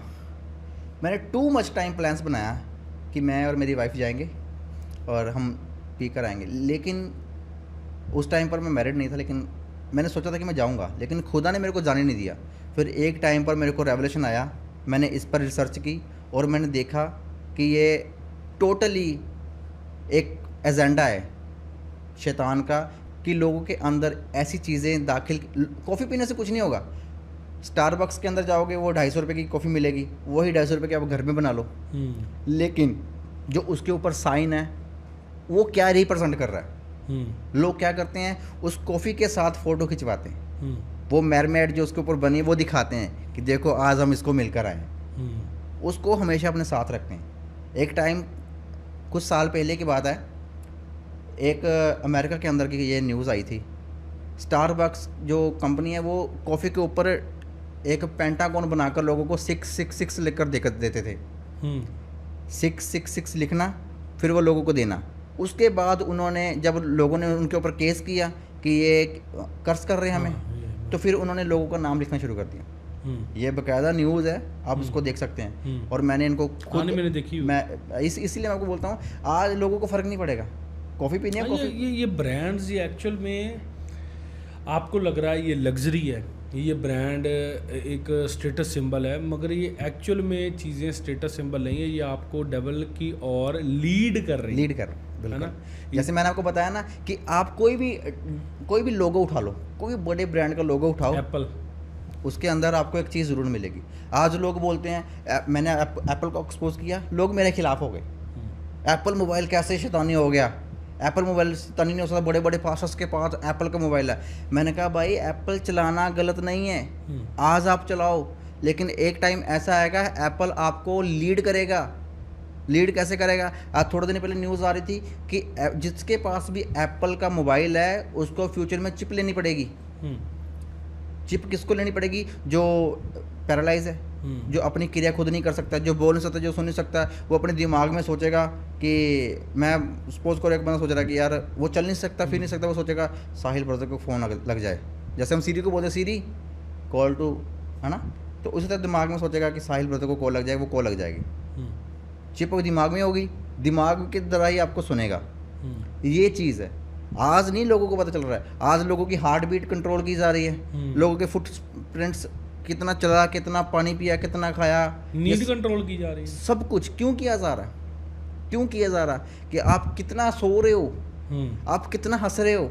जिस दिन आप मान लो अब मेरा फ़ोन है, अब मेरा कैमरा हर टाइम चलता है, अब मैंने फ़ोन लॉक कर दिया तब भी हमारा कैमरा और हमारा माइक हर टाइम चलता है। बिल्कुल। क्यों चलता है? वो हमें देखते हैं हर टाइम, ये क्या करते हैं, ये क्या बोल रहे हैं, ये सुनते हैं। हाँ, ये एक्चुअल में माइक सेट कर लूँ, ये एक्चुअल में फैक्ट है भाई, ये ऑलवेज हमें मॉनिटर कर रहा है। ये अकेला एप्पल की बात नहीं हम कर रहे, ऑल ओवर द ग्लोब जितनी भी टेक्नोलॉजी है, जितना भी सिस्टम है, ये सारा ये आपको मॉनिटर कर रहा है कि आप क्या बोल रहे हो, क्या सोच रहे हो। एक दिन मैं एक इंटरव्यू सुन रहा था और थोड़े दिन पहले मैं एक और इंटरव्यू सुन रहा था, मैं दोनों इंटरव्यूज़ की बात करता हूँ। एक भाई कह रहे हैं कि मैं और मेरी वाइफ एक ट्रेन में सफ़र कर रहे थे, तो कहते हमने उसमें सोचा और आपस में बात की, जैसे हम ट्रेन में सफ़र करते हैं तो बड़ा इजी है यहाँ पे वॉशरूम जाना, बस में सफ़र करते टाइम ये हमें मतलब कि कंफर्ट नहीं होता कि हम वाइल ट्रैवल वॉशरूम जा पाएँ। जी। कहते हम सोच रहे थे और आपस में हमने थोड़ी सी बात की इस विषय पे। कहते अगले ही मिनट जब हमने फ़ोन खोल के देखा तो हमें गैजेट शो होने शुरू हो गए। बिल्कुल, कि आप ट्रैवल पे जा रहे हो, ये गैजेट खरीद लो, आपको वॉशरूम वगैरह जाना है तो आप इसमें कर सकते हैं। तो कहते वी बोथ आर शॉक्ड कि ये हमें मॉनिटर कर रहा है फ़ोन, ये हमारी सोचों को तक मॉनिटर कर रहा है। बहुत दफ़ा अगर आपके पास ऐसा कोई एक्सपीरियंस हुआ है तो मेरे को कमेंट्स में ज़रूर लिखना कि हम लोगों के साथ हुआ होगा। हाँ। मेरे को लोग कमेंट करते हैं। एक बार मैं अपना मार्क जकरबर्ग, उसकी मैं इंटरव्यू देख रहा था। अपना मार्क जकरबर्ग उसकी मैं इंटरव्यू देख रहा, उसने अपना लैपटॉप ओपन किया और कैमरे के ऊपर टेप लगा दी और माइक के ऊपर टेप लगा दी और बकायदा ये वीडियो यूट्यूब पर पड़ी है। और उस लड़की ने पूछा कि आपने ये क्यों किया है? तो उसने बोला कि ये मेरे को हर टाइम देखता है और ये मेरे को हर टाइम सुनता है। और एक सीन बताता हूँ मैं आपको। आपने जूम ऐप देखा है, फेसबुक देखा है, जितने भी ये ऐप्स हैं देखने वाले और सुनने वाले, उनके अंदर 2 ओ जरूर होंगे। अच्छा, 2 ओ, वो 2 आंखें हैं। अच्छा, वो बताते हैं कि हम आपको देख रहे हैं। जूम के अंदर 2, फेसबुक के अंदर 2, और कोई भी ऐप देख लो आप, उसके अंदर 2 ओ जरूर होंगे। अच्छा, कि हम आपको हर टाइम देख रहे हैं। अच्छा, ये चीज़ इंस्टाग्राम में नहीं है। वो आपको वैसे मेटा, वो आपका वैसे डाटा क्लियर कर चुके हैं वो आपको, क्योंकि फेसबुक, व्हाट्सएप और इंस्टाग्राम ये मर्ज हो चुके हैं। नहीं बिल्कुल। एक ना मैं अच्छा दूसरी इंटरव्यू की बात करूँ, हाँ ये तो मर्ज हो चुका है। दूसरी इंटरव्यू की बात बताता हूँ, पहले की बता दी। पानी पे एक इंटरव्यू सुन रहा था कि धरती पे कितना पानी यूज़ कर रहे हैं ये डाटा स्टोरेज वाली जो कंपनीज़ हैं, जैसे मेटा है, गूगल है, अमेज़न है, ये डाटा स्टोर करते हैं। इनके इतने करोड़ों एकड़ में, लाखों एकड़ में, शायद अगर मैं गलत नहीं हूँ, हो सकता है मेरे को कुछ चीज़ दिमाग से इधर उधर हो जाए, मतलब इतने बड़े एरिया में इनके डाटा सेंटर्स हैं। आप इंटरनेट से सर्च कर सकते हैं, अमेज़न, मेटा के पास, गूगल के पास डाटा सेंटर इतने बड़े बड़े हैं कि जहाँ पे बड़ी बिग इक्विपमेंट्स लगे और मतलब दिन का लाखों टेराबाइट जो डाटा है वो स्टोर होता है। ये डाटा इतना स्टोर क्यों कर रहे हैं? ये आप पे स्पाई कर रहे हैं। ये स्पाई कर रहे हैं। और आपको एक चीज़ बताता हूँ, इंडिया के अंदर हर एक मोड़ के ऊपर, पंजाब के अंदर, इंडिया के अंदर हर एक मोड़ के ऊपर कैमरे लगे हैं। क्यों? आपके ऊपर सर्विलेंस किया जा रहा है। आप कहाँ जा रहे हैं, आप किसको मिल रहे हैं, आप कब किधर जाते हैं, आप कितनी देर में किधर से वापस आते हैं, ये सारा कुछ आपका डाटा कंट्रोल किया जा रहा है। क्योंकि बाइबल में लिखा गया है कि जब एंटी क्राइस्ट आएगा वो एक एक जन को कंट्रोल करेगा।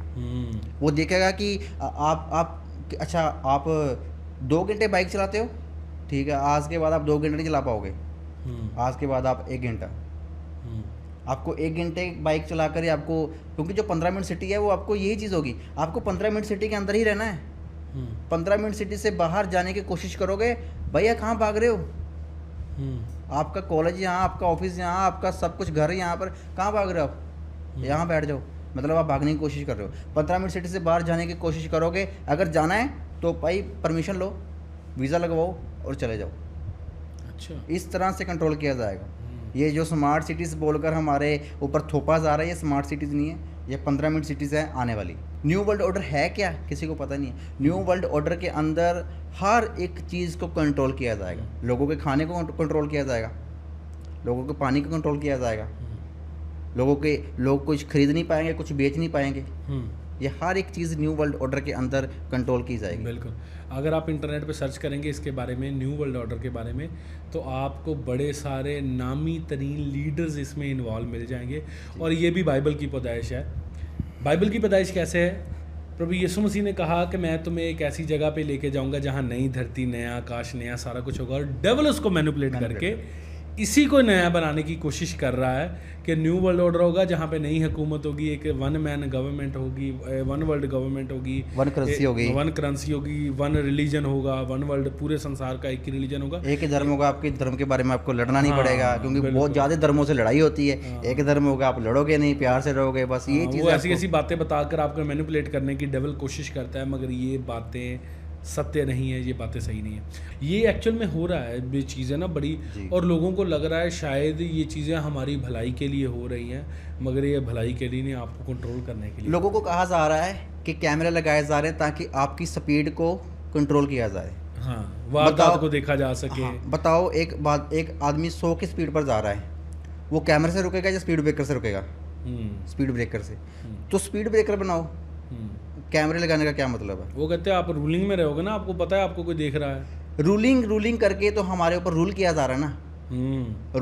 रूलिंग के नाम पर तो रूल किया जा रहा है कि आप अच्छा हम आपके ऊपर रूल कर रहे हैं, क्योंकि जो न्यू वर्ल्ड ऑर्डर के अंदर हर एक इंसान को रूल ही तो, भाई क्लाइमेट बहुत ज़्यादा गर्म हो चुका है, आप आग नहीं जला सकते हो।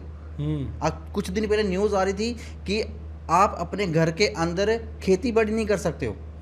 घर के अंदर खेती? जी, अपने लिए पर्सनल, आप बोलो ना कि मैं अपने लिए कुछ बना लूँ। अच्छा, जैसे गांव में लोग अपने घर में सब्जियां लगा लेते हैं, आप नहीं कर सकते अपने घर के अंदर। क्लाइमेट चेंज हो रहा है। अच्छा, इतनी सी खेत से क्लाइमेट चेंज हो रहा है। ये क्यों किया जा रहा है? फूड को कंट्रोल किया जा रहा है, आपके ऊपर रूल किया जा रहा है। लोगों को समझ नहीं आ रही। लोगों को लग रहा है कि जो हमारी सरकार है ये बहुत ज़बरदस्त है। मैं अपनी सरकार के खिलाफ नहीं हूँ, बिल्कुल, मगर जो हमारे प्यारे नरेंद्र मोदी जी हैं, ये खुद चाहते हैं कि न्यू वर्ल्ड ऑर्डर लगाया जाए, और लगाया जाएगा। इसको कोई रोक नहीं सकता, क्योंकि ये बाइबल की प्रोफेसी है, हमारी आंखों के सामने पूरी होनी है। ये मैं खुद चाहता हूँ कि भाई लगाया जाए, मैं इसके खिलाफ नहीं हूँ। लेकिन ये चीज़ याद रखें कि आपको सर्वाइव कैसे करना है। आपको सर्वाइव भी करना है। जब एंटी क्राइस्ट आ जाएगा तो आपको सर्वाइव करना है। जहाँ तो फिर आप एंटी क्राइस्ट के सामने झुक जाओगे और आपको फूड मिल जाएगा, आपको पानी मिल जाएगा, या फिर आपको उसके खिलाफ जाकर बिना शाप लिए सर्वाइव करना होगा। अच्छा, मैं एक चीज़ अक्सर जब कोई मेरे पास ऐसा पॉडकास्ट करने के लिए आता है, मैं उनसे पूछता हूँ, क्या रैप्चर इससे पहले होगा या बाद में? रैप्चर पहले होगा। इसके ऊपर हज़ारों टीचिंग्स हो सकती हैं लोगों की, हर किसी की अपनी मेंटालिटी के हिसाब से अपनी टीचिंग हो सकती है। लेकिन मैं आपको बता सकता हूँ रैप्चर पहले होगा, फिर एंटी मेरा भी यही मानना है, फिर एंटी क्राइस्ट आएगा। मैं बाइबल से प्रूव कर सकता हूँ 2 मिनट के अंदर।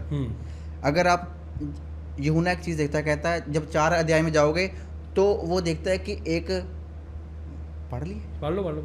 हाँ, क्योंकि रैप्चर जो मेरा मानना है कि ये उन लोगों के लिए रैप्चर एक रिवॉर्ड होगा जो आज खराई से चल रहे हैं। जी बिल्कुल। अगर आप रेवलेशन 4 अध्याय पढ़ोगे, उसके अंदर यूहन्ना लिखता है, कहता है और तुरंत मैं आत्मा में आ गया और क्या देखता हूँ कि एक सिंहासन स्वर्ग में धरा है और उस सिंहासन पर कोई बैठा है, और जो उस पर बैठा है वो यशब और मणिक सा दिखाई पड़ता है, और उस सिंहासन के चारों ओर मरकज सा एक मेघ धनुष दिखाई देता है, और उस सिंहासन के चारों ओर 24 सिंहासन, और उन सिंहासनों पर 24 प्राचीन श्वेत वस्त्र पहने बैठे हुए हैं, और उनके सिरों पर सोने के मुकुट हैं, और उन सिंहासन में से बिजलियां और गर्जन निकलते और सिंहासन के सामने आग के 7 दीपक जल रहे हैं, और ये परमेश्वर की 7 आत्माएं हैं। और उस सिंहासन के सामने मानो बिलोर के समान कांच का समुंदर और सिंहासन के बीच में और सिंहासन के चारों ओर 4 प्राणी हैं, जिनके आगे पीछे आंखें ही आंखें हैं। पहला प्राणी, मतलब इसको आप समझ लेना, यहाँ पर कहीं भी आपको लोग नहीं मिलेंगे। चौथे अध्याय के बाद 5वां अध्याय आता है, 6ठा अध्याय आता है, जो कि पूरे आफतों से भरा हुआ है। जैसे 7वां अध्याय शुरू होता है, फिर 7वें अध्याय की उसकी 9 आयत में लिखा है, कहता है इसके बाद मैंने दृष्टि की और देखो, हर एक जाति और कुल और लोग और भाषा में से एक ऐसी भीड़ जिससे कोई गिर नहीं सकता था, श्वेत वस्त्र पहने और अपने हाथों में खजूर की डालें लिए हुए सिंहासन के सामने और मेमने के सामने खड़ी देखी। समझ रहे इस इसको जी। चौथे अध्याय के अंदर लोग नहीं थे, लेकिन 7वें अध्याय के अंदर जब वो अपने पोज को चेंज करता है तो देखता है कि इधर लोग भी खड़े हैं, पोजीशन चेंज करता है तो पीछे लोग खड़े हैं। तो ये चीज़ है कि जैसे रैप्चर होगा, रैप्चर के बाद 8वां अध्याय पढ़ लो, 9वां अध्याय पढ़ लो, 10वां अध्याय पढ़ लो, ये सारी चीज़ों के बाद एंटी क्राइस्ट के राज्य के बारे में बात की जाएगी। जब आप 12वें अध्याय तक पढ़ोगे, आपको एक साइड देखने को मिलेगी कि यहोवा खुदा के बारे में बातें हो रही हैं, खुदा की ओर से बात हो रही है। जैसे ही आप 13वें अध्याय में पहुंचोगे, वहाँ पर आएगा 2 जानवर निकल रहे हैं जी, पहला जानवर समुद्र से निकल रहा है, दूसरा इसमें से निकल रहा है। ये सारे फिर एक तरह से अलग ही चीज़ हो जाती है। पहले बात होती है खुदा की, दूसरे बाद विपताएं या प्रॉब्लम्स जो शुरू, ये सारी एंटी क्राइस्ट के बारे में। 7 साल का क्लेश काल होगा, 3.5 साल जो होंगे वो शांति से बीत जाएंगे, और 3.5 साल जो होंगे वो पूरे क्लेश से भरे हुए होंगे। उसके अंदर लोगों को सर्वाइव करना बहुत ही ज़्यादा मुश्किल हो जाएगा। और ये उन लोगों के लिए खास वार्निंग है जो आज की डेट में ठंडे मसीही हैं, या जिनको आज की डेट में लग रहा है मैं किसी की बुराई करूं, मैं किसी की चुगली करूं, निंदा करूं, किसी के बारे में बोलूं, कोई फ़र्क नहीं पड़ता, मैं सही बोल रहा हूं। अगर आप परमेश्वर के कलाम से बाहर जाने की कोशिश कर रहे हो तो आप भी उन लोगों की लिस्ट में शामिल होते जा रहे हो जिनको परमेश्वर बोलते हैं कि ना तो तू गर्म है ना तो तू ठंडा है, तेरे को मैं मुंह से उगलने पे हूँ। तो आपको परमेश्वर की आत्मा में रेडी रहना है ताकि आप रैप्चर में उठाए जाएं। बड़े सारे लोग एक्सपेक्ट करते हैं कि हम रैप्चर में खुदावंद के साथ जाएं, और आज की डेट में आपके पास मौका है परमेश्वर के काम के लिए रेडी रहें। जैसे कि भाई बता रहे हैं कि जब वो टर्न अराउंड होता है तो पीछे लोग ही लोग पाता है 7वें अध्याय में। जी बिल्कुल जी। और उसके बाद जैसे आप आगे जाओगे तो विपताएं जी, चैप्टर 9, चैप्टर 10, चैप्टर 11, और उसके अंदर ये भी दिखाया गया कि जब जीसस आ रहे हैं, वो घोड़े के ऊपर आ रहे हैं, उसके साथ लोग आ रहे हैं। वो लोग कौन होंगे? वो हम लोग ही होंगे जो उठाए जाएंगे। जो एंटी क्राइस्ट के साथ उसके राज्य को ख़त्म करने के लिए आएंगे वो हम लोग होंगे। और जो एंटी क्राइस्ट के राज्य के टाइम में जिएंगे, जो 7 साल के क्लेश काल को देखेंगे, वो इजरायली होंगे, वो यहूदी होंगे, क्योंकि वो यहूदी खुद उसे स्वीकार करेंगे कि ये हमारा मसीहा है, और वही मसीहा उनको ताड़ना देगा। खुदावंद यीशु मसीह ने मत्ती 24 अध्याय में एक बात लिखी कि जब तुम उस उजाड़ने वाली वस्तु को मंदिर में खड़े हुए देखो तो जितने यहूदियों में हो वो सब पहाड़ों में भाग जाएं। बिल्कुल, यहूदियों में हम तो होंगे नहीं, वो तो यहूदी होंगे। तो उनको ये बात बोलेगी कि जब तुम उनको देखो तो भाग जाना। फिर तुम्हारे पास सिर्फ एक ही चीज़ होगी, भागना होगा। उसका सामना नहीं कर पाओगे, आप उनसे लड़ नहीं पाओगे, सिर्फ आपको भागना ही पड़ेगा, क्योंकि उसके पास पावर ही ऐसे होगी, क्योंकि सारे गवर्नमेंट जितनी भी हुकूमतें हैं वो सारी अपनी पावर एंड अथॉरिटीज़ उसको दे देंगी। और वो आपको, जो आज के युग की बात करें तो वो आपको सर्विलेंस में रख रहे होंगे, मॉनिटर कर रहे होंगे। अगर आप छुपेंगे नहीं भाग के, पहाड़ों का मतलब तो एक्चुअली वही है कि दुनिया से कट आउट हो जाना, क्योंकि पहाड़ों में ना तो बिजली होती है, ना तो कोई यहाँ पे कोई ऐसे टावर्स होते हैं। लोग डेवलप करने की कोशिश कर रहे हैं, मगर आपको छुपना पड़ेगा जी उन दिनों। खुदा इनको बचाने के लिए बाइबल के अंदर एक बात लिखता है। अगर हम रेवलेशन की किताब में देखें, लिखा कहता है, रेवलेशन 7 अध्याय में लिखा कहता है, इसके बाद मैंने पृथ्वी के चारों कोनों पर 4 स्वर्गदूत खड़े देखे। वह पृथ्वी के चारों हवाओं को थामे हुए थे ताकि पृथ्वी या समुद्र या किसी पेड़ पर हवा ना चले। फिर मैंने एक और स्वर्गदूत को जीवते परमेश्वर की मोहर लिए हुए पूर्व से ऊपर की ओर आते देखा। उसने उन चारों स्वर्गदूतों से, जिन्हें पृथ्वी और समुद्र की हानि करने का अधिकार दिया गया था, ऊंचे शब्द से पुकार कर कहा, जब तक हम अपने परमेश्वर के दासों पर जब तक हम अपने परमेश्वर के दासों के माथों पर मोहर ना लगा दे तब तक पृथ्वी और समुद्र और पेड़ों पर हानि ना पहुंचाना। आप इस चीज़ को समझ रहे हैं कि हवा को रोक दिया, चारों कोनों की हवा को रोक दिया। हवा को क्यों रोक दिया? क्यों? क्योंकि हवा जो है, अब हमारा जो फ़ोन है ये हवा के ज़रिए चल रहा है। अगर आप अंडरग्राउंड ब्रिज में चले जाओगे तो आपके फ़ोन के नेटवर्क नहीं आएंगे। हवा रुकेगी, वहाँ पर हवा नहीं है, आपके फ़ोन के जो नेटवर्क है वो नहीं आएंगे। हमारे जो हवा रुक जाएगी तो हमारे फ़ोन के नेटवर्क नहीं आ पाएंगे, हमारे फ़ोन के नेटवर्क नहीं आ पाएंगे, वो हमें ट्रैक नहीं कर पाएंगे। खुदा कहता है मैं आपको अनट्रैकेबल बना दूंगा, आप ट्रैक नहीं किए जाओगे। मैं चारों दिशाओं की हवा रोक दूंगा, आप ट्रैक नहीं किए जाओगे, आपके माथों पर खुदा की मोहर लगती जाएगी और आप बचाए जाओगे। सबसे बड़ी बात है कि एक मोहर बहुत ज़्यादा डिपेंड करती है, क्योंकि मोहर बाइबल की शुरुआत से है और बाइबल के एंड तक मोहर ही मोहर है। कैन ने कत्ल किया, उसको शाप लगाएगी, ठीक है। यीशु मसीह के जन्म हुआ, उनको भी एक मोहर दी गई, उनका नाम लिखा गया, ना जो मर्दशुमारी हुई, वो पॉपुलेशन लिखी जाती है कि कितने लोग हो गए। तो यही आगे होगा, आगे जो होगा वो सारा डाटाबेस में होगा। आज भी डाटा इसलिए कलेक्ट किया जा रहा है कि इस धरती के ऊपर कितने लोग हो चुके हैं। चाइना जो है, जो लोगों का पहले उसने डाटा ले लिया, डाटा लेकर उसने सारा अमेरिका को बेच दिया। ये सारा इसीलिए हो रहा ताकि आप लोगों का डाटा वहाँ पर पहुँचे और वहीं पर बैठे वो लोगों को यहाँ पर मार सके, सिर्फ एक बटन से। जब लोगों को एंटी केस मारेगा तो वो लोगों के घर घर आकर थोड़ी मारेगा, वो एक छोटा सा इतना सा मक्खी के जैसा एक बायो वेपन बनाया गया है। मैंने इस पर वीडियो बनाई है। एक छोटा सा मक्खी के जितना बायो वेपन है, वो उसके अंदर लोगों का डाटा डाला गया है।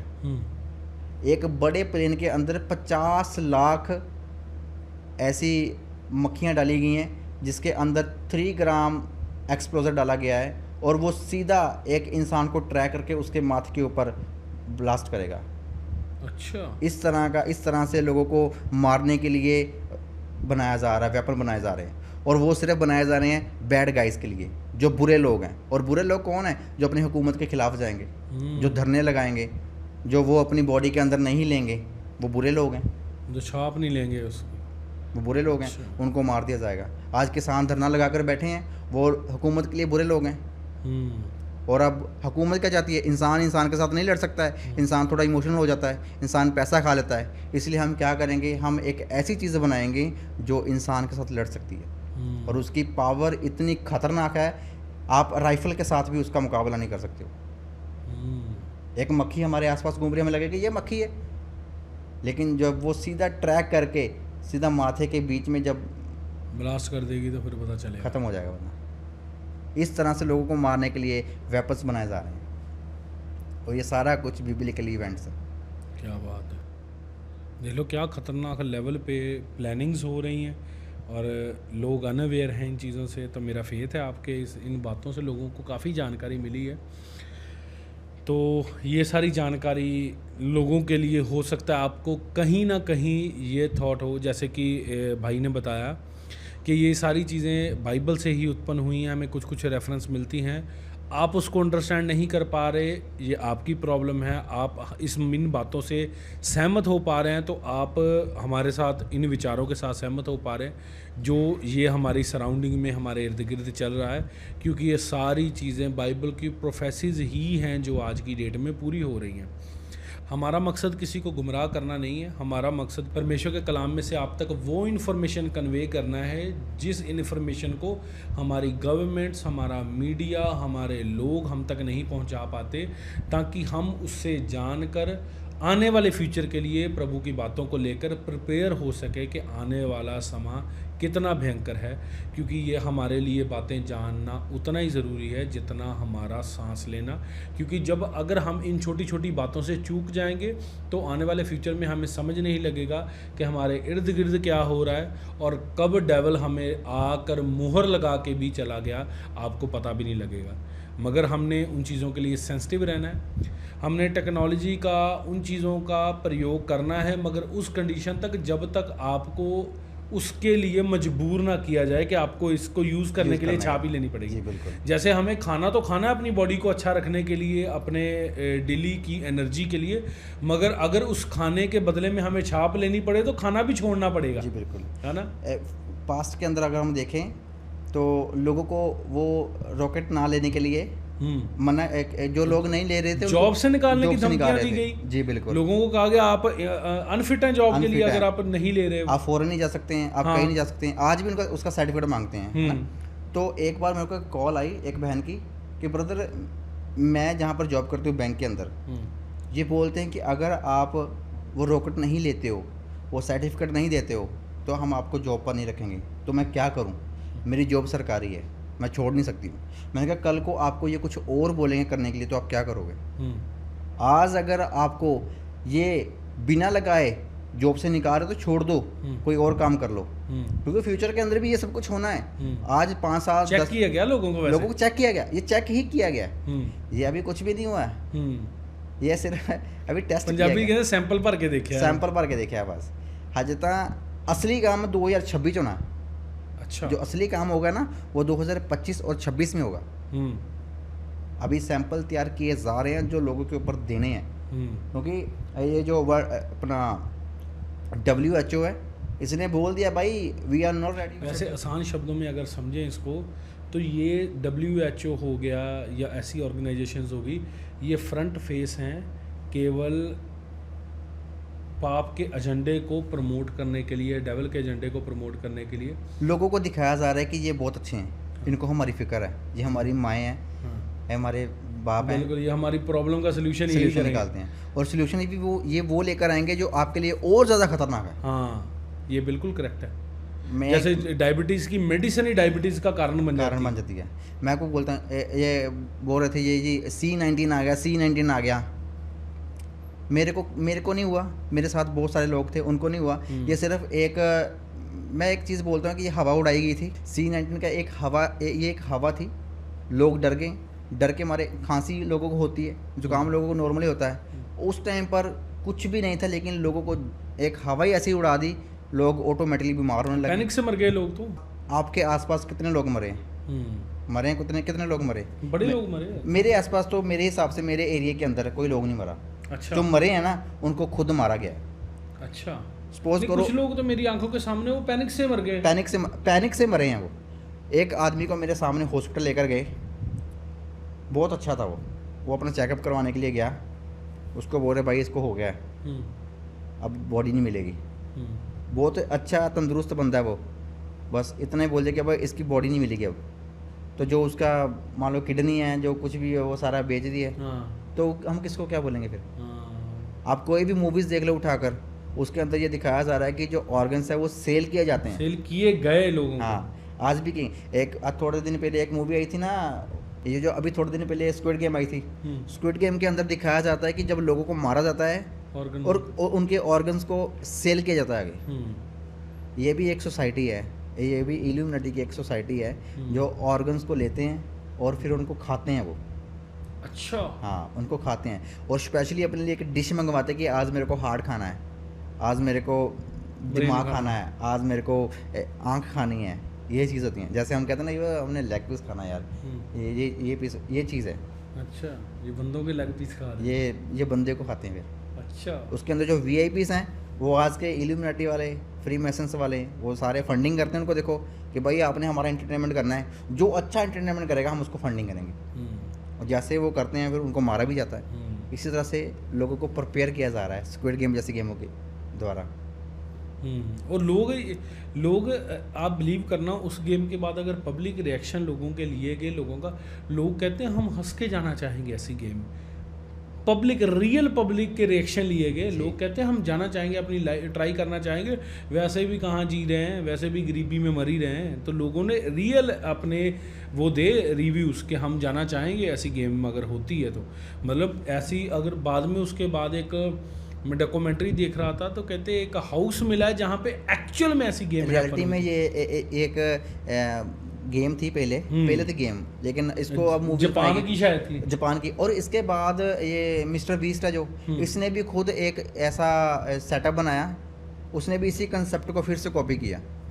ये मिस्टर बीस्ट ये खुद इसी लाइन पर काम कर रहा है। बहुत सारे लोग हैं जो उसके शो के अंदर गायब हो जाते हैं और लोगों को पता नहीं चलता।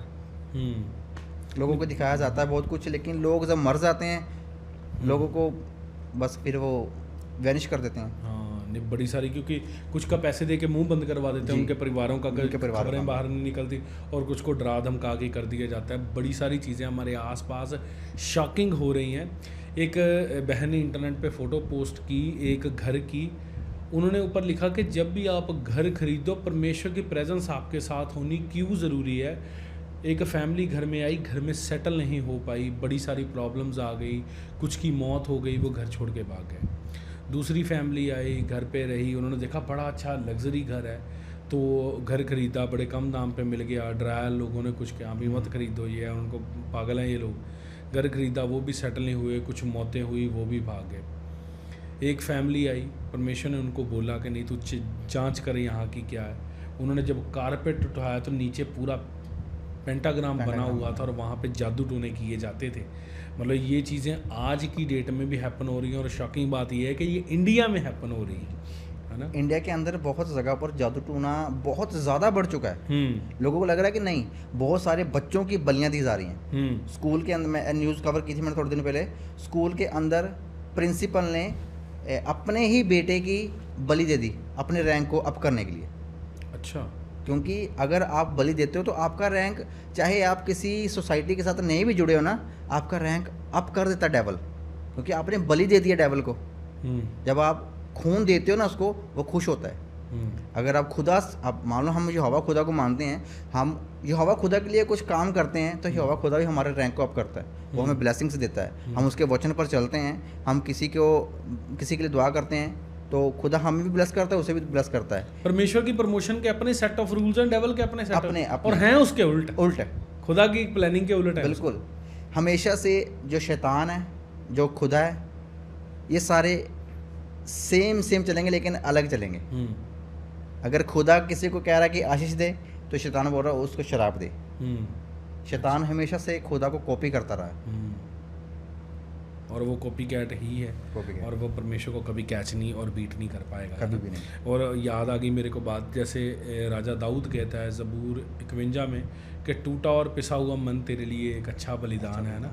तो वो मन के बलिदान की बात करता है, वो देह के बलिदान की बात करता है ना। डेवल देह का बलिदान मांगता है, और परमेश्वर तो बलियाँ लेता नहीं इंसानों की, और ना ही कभी उसने ऐसी चीज़ ग्रहण की है, मगर डेवल ये चीज़ मांगता है। और बड़े सारे शॉकिंग फैक्ट्स हैं आज के इस पॉडकास्ट में, बड़ी सारी शॉकिंग बातें हमने की। अच्छा, अगर आपको कोई लगता है कुछ सेगमेंट आज हमने मिस कर दिया किसी विषय पे, डेडिकेटेडली उसी टॉपिक पे आप सुनना चाहते हैं, तो आप मेरे को इस पॉडकास्ट में ज़रूर लिखें। अगर आप किसी भी टॉपिक पे डेडिकेटली सुनना चाहते हैं, तो मैं कोशिश करूँगा मैं ऐसे गेस्ट को अरेंज करूँ या भाई को दोबारा से बुलाऊँ, ताकि वो एक उस स्पेसिफिक टॉपिक पे आपको बता पाएँ कि आपको क्या उस सिचुएशन में करना चाहिए, या उस टॉपिक के बारे में जो भी इन्फॉर्मेशन है। पहली बात। दूसरी बात, आज के इस पॉडकास्ट में हमने डेडिकेटेडली एक विषय पे बात नहीं की, हमने बुक ऑफ रेवलेशन को बीच में छुआ, उनके कई सारे टॉपिक्स को हमने कवर करने की कोशिश की, जो कि पॉसिबल नहीं है एक पॉडकास्ट में उसको कवर किया जाए, मगर जितनी कोशिश हम करते हैं अपनी ओर से आपको इन्फॉर्मेशन कन्वे कर पाएँ, हम कोशिश करते हैं उतनी आपको दे पाएँ, ताकि आप इस पूरे पॉडकास्ट के साथ कनेक्टेड भी रहें और अलग अलग टॉपिक्स पे जानकारी भी हासिल कर पाएँ, क्योंकि हमारा मकसद केवल आपकी स्पिरिट को चार्ज अप और बूस्ट अप रखना है, ताकि आप परमेश्वर में और बढ़ पाएँ। और इस पॉडकास्ट में आपको लगता हो कोई बात हमने आउट ऑफ द कॉन्टेक्स्ट या आउट ऑफ द बाइबल की है, तो आप उसको अपनी बाइबल से जांचें, जानें, क्योंकि जितना परमेश्वर के रूह ने भाई को सिखाया या हमें सिखाया, हमने उसके अकॉर्डिंग आपसे बात की है।